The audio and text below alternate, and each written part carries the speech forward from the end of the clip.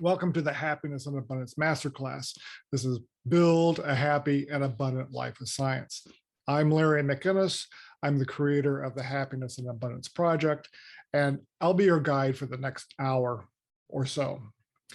You're here because something in my Facebook ad caught your eye, and maybe you feel like you're not as happy as you'd like, or either by a little or by a lot. Or maybe you're just curious. Whichever it is, it's my intention for you to take from this masterclass some information and some tools that will help you raise your happiness baseline, even just a little bit, no matter what that baseline is. So let me just go over the agenda a bit. Here's what we're going to do for the next hour. Sit back and relax. For the next hour, we're going to put the world on hold. And for the next hour, we're going to put our own issues and personal problems off to one side. And for the next hour, there's no pandemic, no senators or congressmen, no global warming, no war. But know that we are not putting our heads in the sand. We're just putting things off to one side for a little while. Now, during this hour, there's going to be some sciencey talk about some of the reasons why our brains are looking for reasons to be anxious. And we'll talk about how we can build some more happiness. And then we'll talk about how we can start to build an abundance mindset as well. And when we do return to the world, you'll have some tools that will help you raise your happiness baseline a tick or two, which in turn will reinforce your resilience a little so you can manage those important issues a little better. But for now, it's just you and me. So let's get started. The first tool that will help us push out some of the worry, cool off our physiology, and raise our baseline of our resilience, it's called the 5-finger breathing technique. So here's what we're going to do. We're going to walk through this, and then I'm going to explain exactly what was going on. So for now, settle into your chair or sofa or pillow. Just settle. And see if you can melt into the floor just a little.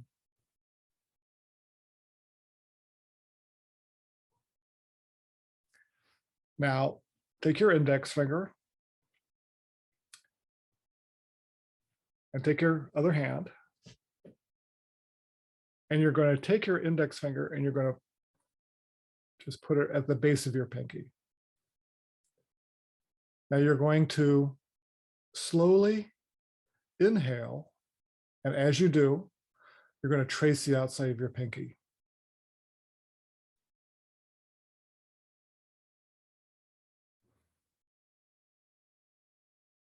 Inhale again, and exhale. Watch your finger go up, and watch your finger come down. And inhale, and exhale, and inhale, and exhale. And now let's just backtrack. Inhale, exhale, inhale, and you know the rest.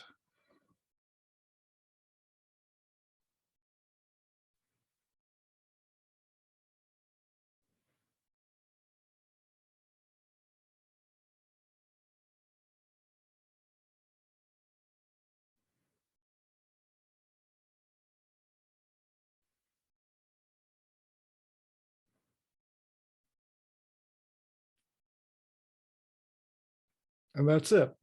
I always like that little tickle at the end. So what are we doing here?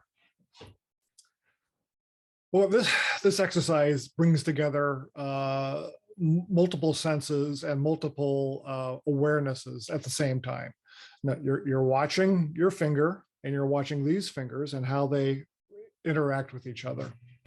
You're aware of the feelings from multiple locations. You're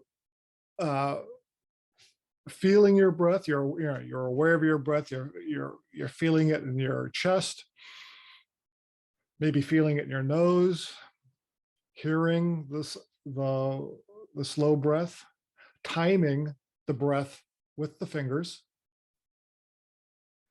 And all of this, because the brain only has a certain amount of bandwidth, all these sensory inputs and awarenesses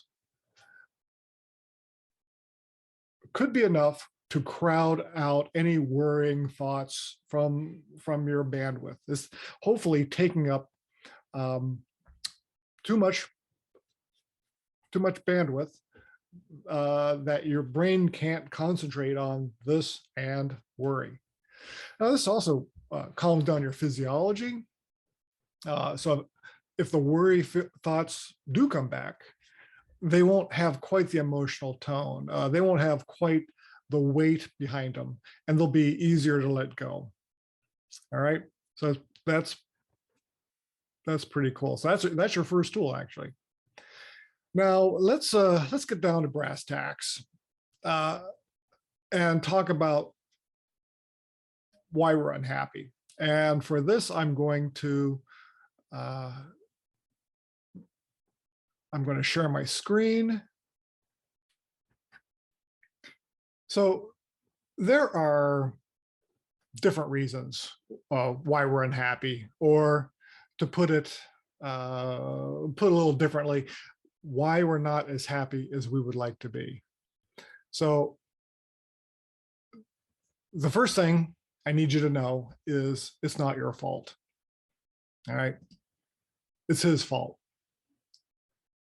So back in the day, 100,000 years ago or so, our ancestors operated on what we today would probably call negative emotions. So fear, anger, disgust, these are like the holy trinity of negative emotions. But back in the day, these emotions weren't negative. These were the emotions that kept us alive.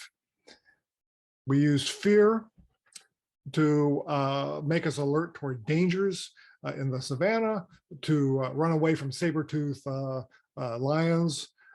Anger was translated into other emotions, when you combine them with fear or disgust or all three.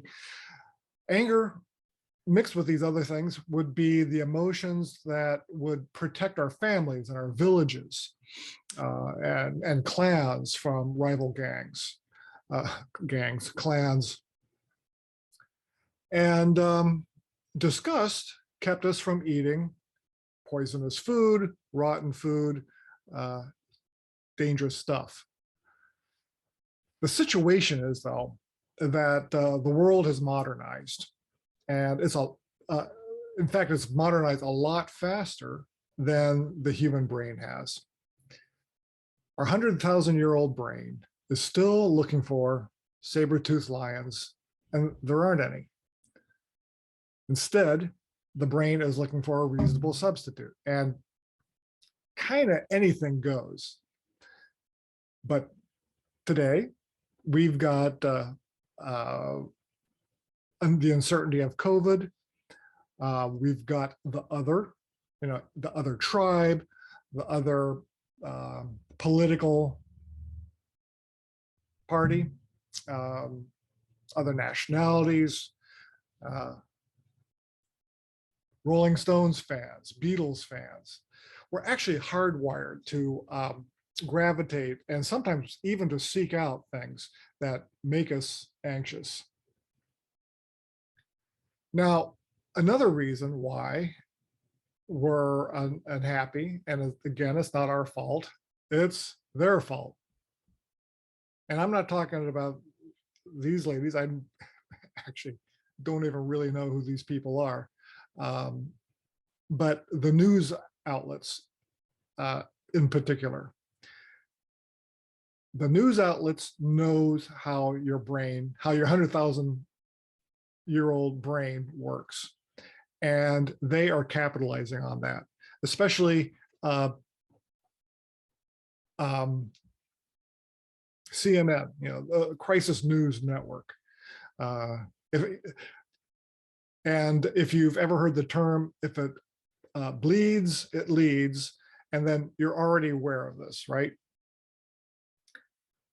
And CNN and Fox are only two of the outlets that dish out daily crises and outrages. And I bet just by showing you these photos, I probably hit a nerve. And that's exactly what they're doing. They're using your biology, your neurobiology, the way your brain is built. They are using it, I don't want to say against you, but they're not using it for you. And they are using it to make sure they get lots of people to watch the news. Now, there's one other item that I just had to include, and I wasn't even going to add this because I thought I had done enough damage already. It's a headline that I saw this morning, and it comes from none of these people, none of these groups. It comes from SciTech Daily. Massive geomagnetic storm, coronal mass ejection from the sun could knock out the power grid and internet. So apparently, the Earth is going to get hit by a giant solar flare. If this isn't a classic example of inducing fear in order to get more eyeballs, then I don't know what is. And by the way, we're not going to get barbecued by the sun, but I just need to point out my favorite term in here, coronal mass ejection. All right. So because of this graphic here is why I feel it's important to include another tool in your toolbox to help you raise your resiliency, and that is the news diet. So yeah, it sounds painful and impossible, and you got to keep up with the news, but I know after the initial shock of avoiding the news, I think you will start to notice your body is going to lighten up a bit. This is actually something that I did for myself in the last 3-4 years, definitely during the Trump administration. And it got to the point where I was feeling ill.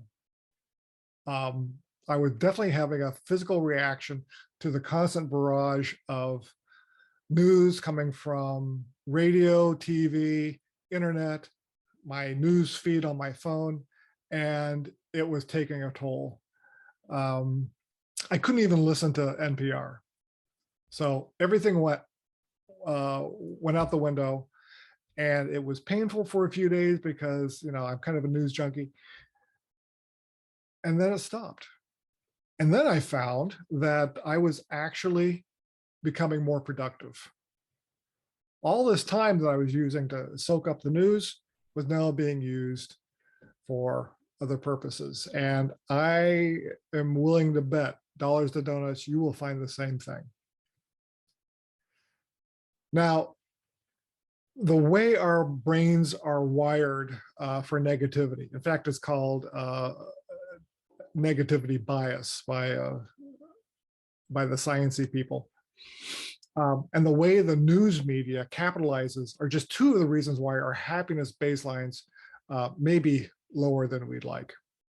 And I want to point out that I do understand that there's very real issue of depression out there and other other mental health issues. I'm not trying to trivialize anything. Um, Unfortunately, those issues are a bit beyond the scope of this masterclass, but at the same time, I do believe that the finger exercise and the news diet will help raise, again, your resiliency, maybe protect some of that fragile stuff that you're working with.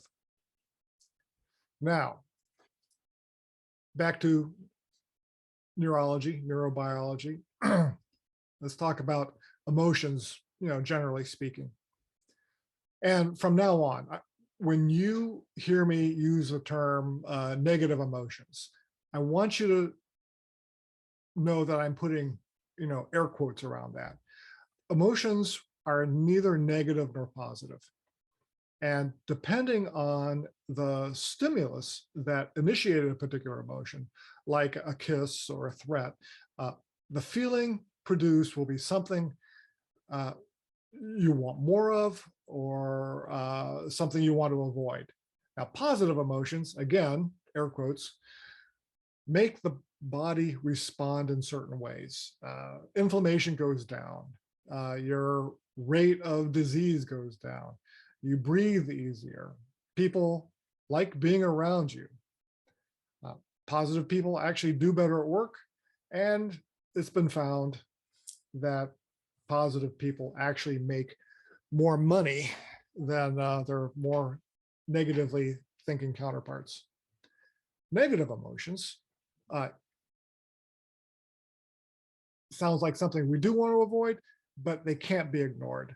They're important signals that, as our ancestors knew, they keep us out of trouble and they keep us safe. But negative emotions need to be regulated. If you feel like you're constantly under threat, your cortisol level goes up and stays up, and that is not good for your body. Things like panic, back in the day, was a great tool to help our ancestors run from the lion. But once the running was done, panic, it's time to do something else. Panic goes down, cortisol level goes down, and this is in a matter of minutes, maybe. It's not the same situation now where you might be anxious for a day, 2 days, a week, months, years at a time. This is the stuff that's really dangerous for our body and our mental well-being. Now, moving on to emotions and specifically happiness. Happiness and a positive mindset. And since you signed up for this masterclass, I'm willing to bet that you may feel like you don't have enough of this in your life. And I can go through the benefits of happiness, and well, actually I did kind of, so there's no need to rehash that. There's actually plenty more where that came from. But we may not care about that right now. We just want to know how to be happier. So let's just jump into some tools that we can use right now. Now, we as humans are social creatures. We need community. We need a tribe. We need to belong to something. The social connection was so important back in the day that if our ancient ancestor got kicked out of the tribe, it was essentially a death sentence. Now, these days, a social connection means fewer health problems, increased longevity, improve cognitive function, better self-esteem, sense of belonging, and purpose in life. And not to get too political here, not only does it take a village to raise a child, scientifically speaking, it takes a village to keep individuals alive. Now, let me just stop sharing my screen. This is where I had intended in the original presentation to bring together our ancient need for belonging in a tribe with modern technology and in the form of breakout rooms. Well, I learned a big lesson. Yeah, I lost about half my viewers doing that. So here's what I'm going to do. I'm just going to just tell you what we did. And it really wasn't painful at all. But anyway, we got those of us who survived that ordeal. We got together and in our breakout rooms, and the mission was to find a place where we had been. We in the breakout room had been. I think it was a bit challenging for some, depending, because I know there was one room, there's a person from South Africa, a person from Mexico, and a person from Seattle, I think. Anyway, that was the grand plan. It fell on his face, and yeah. So rest assured, should you decide to join us in future masterclasses, and there will be one, and I'll let you know, there's not going to be any breakout rooms. So enough of that. Now, I'm going to move on to another tool. No breakout rooms. So let me just share my screen again. So our next tool that you can use, and this to me is one of those foundational tools. It's one of my favorites. It's in fact, this is one that I was sort of feeding you folks days before the masterclass began. In emails, I was bringing up the topic of gratitude. So consciously, subconsciously, maybe I got you thinking about gratitude, but there's a reason why gratitude is so important. It works on many different levels in many different ways. It's extremely versatile. And it's an excellent way for us to segue into the topic of abundance, which is going to be coming on a little bit later in this masterclass. So what is gratitude? Well, I think we know it's one of those things, you know what it is without knowing what it is. But gratitude is when a person who has very little materially, but they feel like they have a lot. Gratitude is whispering a prayer in the morning. Gratitude is acknowledging a stranger or a neighbor, with a kind and friendly wave. Gratitude is also taking in fully and appreciating your morning coffee. And gratitude is imagining all the people and machines and plants and infrastructure and animals and everything, directly or indirectly, needed to bring you those coffee beans in the morning. I know this sounds all warm and cozy and fuzzy, but this is a science class, and here's the science behind gratitude. Gratitude changes your brain. It changes the physical structure of your brain. On a psychological level, gratitude elevates positive emotions and enhances your mood. On a social level, gratitude elicits more empathy and creates a stronger relationship, or not just creates stronger relationships. And on a physical level, gratitude strengthens your immune system and actually makes you feel less pain. oh, and I said it strengthens your, or it changes the structure of your brain. It actually builds new neural networks and reinforces them. The more you use gratitude, the more this gratitude muscle is exercised. And that muscle is in the form of this neural network. Gratitude rewires and fires new neural connections in this bliss center of your brain. And it elevates the production of happy hormones and regulates the stress hormones. So here's our new tool. It's the gratitude journal.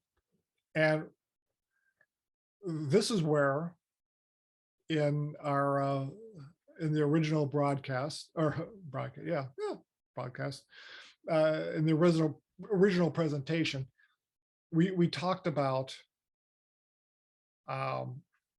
what we were grateful for. Now, the original plan was to actually take 2 minutes. I was going to play some nice, gentle music. Take 2 minutes and write down 3 things that you're grateful for. I have found that, yeah, you can be grateful for your coffee, and I've actually brought this up, but go deeper. Go deeper than I'm grateful for this awesome cup of coffee. I want you to be sensual about it. I want you to be imaginative about it. I am grateful for the way the coffee, the sense of the coffee notes enter my nose and tickles my brain. I'm grateful for the way the coffee warms my mouth and tickles my tongue, and I can feel that little bit of caffeine high already, just a little bit. And I just love, love, love the smell of coffee in the morning. Experiment with this, do it every morning for a week and try to expand out a little bit. Don't make it about coffee all the time, but you can still be grateful for it, but branch out a little bit, flex your creative muscle, and go to town on this one. All right, so now, as I mentioned earlier, gratitude is sort of like our segue, sort of like the gateway drug into abundance. So we're getting into abundance. And I need to give you a word of warning here. I believe that in our society, when one talks about abundance, it's generally thought or expected that we're talking about money. And abundance could be about money, but it's more than that.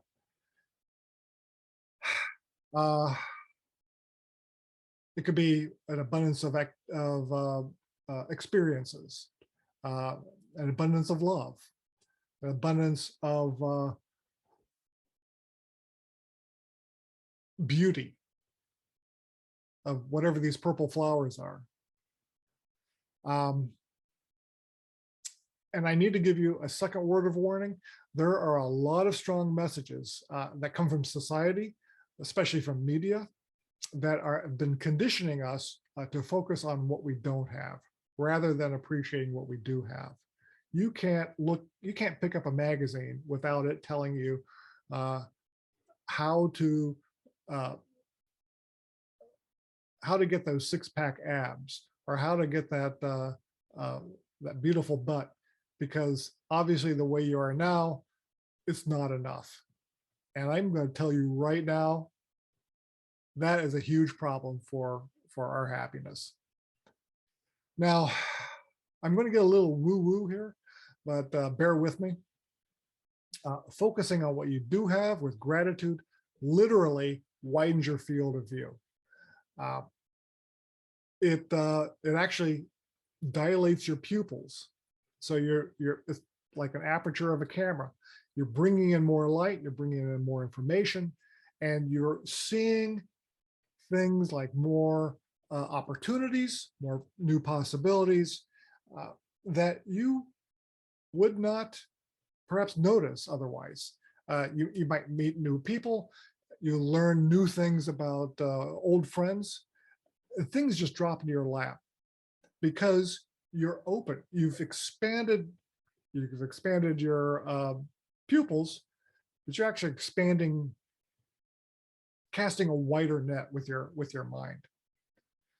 And when I mentioned something about learning about new things from old friends, I just need to emphasize this with this little story. A couple of weeks ago, when I was talking with my financial guy, and he's somebody I speak to maybe once a year. And he's like, well, so Larry, what are you working on? And I said, well, and I was a little apprehensive about this because it's one of those scary things that we've acquired from our caveman ancestors. Is like, oh, if I tell him this, will he reject me or reject my idea or think it's silly or stuff like that. But I said, fuck it, here we go. I told him about, I'm putting together this Happiness and Abundance MasterClass. And there's like crickets on the phone and like, oh, geez, here we go. And then I hear him say, that's what my life is all about. And he then tells me about, he used to work in high tech. He left that job, bought a van, drove across the country, and then started doing these impromptu interviews with people about happiness. And I'm like, mind blown. Here's a guy who is literally the human embodiment of happiness and abundance. And just a little teaser, I am working on something to bring him on board. So we'll have a 2-person Happiness and Abundance Masterclass or something. Stay tuned. Now, your new abundant reality. The strongest combination that pushes us even further is coupling gratitude with desire. And this is what I mean by that. I'm grateful for this life and I want more. I love serving my clients and I want more clients, more ways to serve my clients. Live. Now there's a thought, huh? Getting a bunch of people together live. I love my children and I want more. Okay, not necessarily more children, but more time with my children, new adventures with my children. And here's the thing, your thoughts create your emotions. Your emotions create these feelings. Feelings create behaviors and action. And your actions actually change your environment. They build your reality. Now, some of these woo-woo warrior life coaches, you hear all the time, like Tony Robbins, like, your thoughts create your reality. It's like, oh God, well, could you please explain that? It's like, no, because it's mystical. It isn't mystical. It's neuroscience and behavioral science and how other people's brains react to you positively or negatively. And that's what creates your environment. That's what creates your reality. So here's a new tool on how to create your new reality. And it is the abundant reality mantra. And this is something you're going to create all by yourself. What you're going to do, we've already started part of this. Write down what you're grateful for. You may want to go beyond your cup of coffee. Write down your desire and make this your mantra. For instance, my mantra is, I am so grateful that I get to travel around and visit new and exciting places. and I want to go to more places. I want more of that. So keep one foot in gratitude, the other foot in desire. That creates your abundance. Now, wrapping up, we talked about emotions, that there are no positive or negative emotions. It's just energy. Now, negative feelings offer important information, like that thing in the pit of your stomach. We didn't talk about the gut mind or the gut brain connection. Fascinating stuff, but that's important information for you to pay attention to. Happiness is an energy, just like all the other emotions. But the great thing about happiness is it's got some very positive mental and physical benefits that we need to pay attention to. The social connection is important for being part of something larger than ourselves. Well, if you were part of us, part of the original presentation, you made some new friends. And if you weren't part of this, I recommend that you join us for future master classes so you get to meet people in your tribe. And then lastly, gratitude works with abundance. So gratitude, keeping one foot in gratitude, the other foot in desire, that creates your abundant reality. And we also talked about tools, just as a reminder, the 5-finger breathing technique, right? The news diet. These are things you can do right now, by the way. Social connection, even if it's a simple wave hello. Your gratitude journal, make this a daily morning routine. The more you do it, the more you flex the gratitude muscle, the easier it becomes. In fact, it becomes yet one more habit. And the abundant reality mantra. Couple your gratitude with your desire, and that creates your new abundant reality. All right, so let me just stop sharing. I hope you got something out of this presentation. Sadly, it's not the original masterclass, because that was, there's a little bit of magic to the live stuff that sadly I'm not able. Well, maybe I am. I don't know. Maybe I'm better than I think I am. But you don't get that that magical energy of the live presentation. But I did give you some, I think, important information. Maybe some of this stuff is triggering a thought in your mind. Maybe these thoughts need to stew and percolate for a few days. But I think you will find that you'll get some really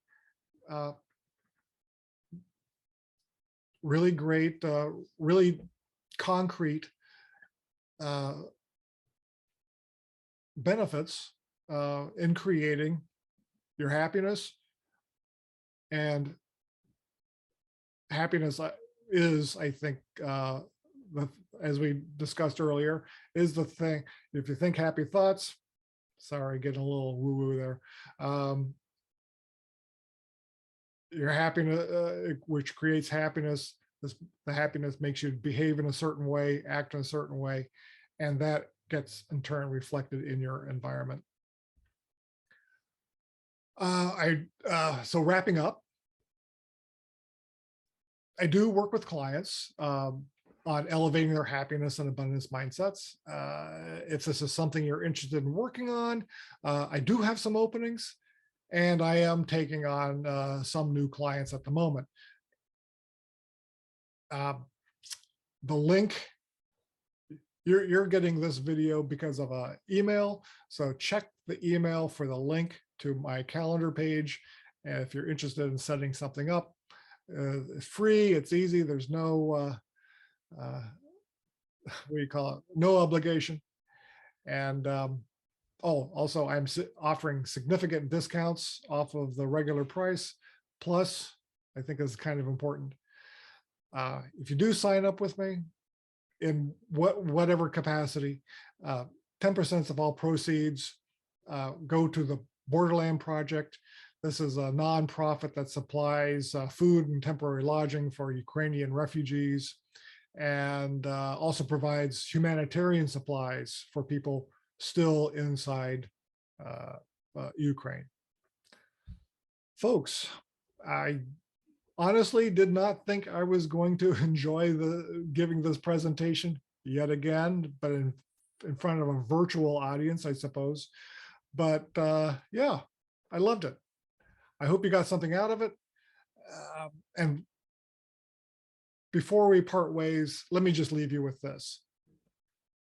Take 2 fingers, kiss them, put that kiss on your head, and thank your brain for all the hard work it is doing. And with that, peace out, everybody, and I will see you again sooner rather than later.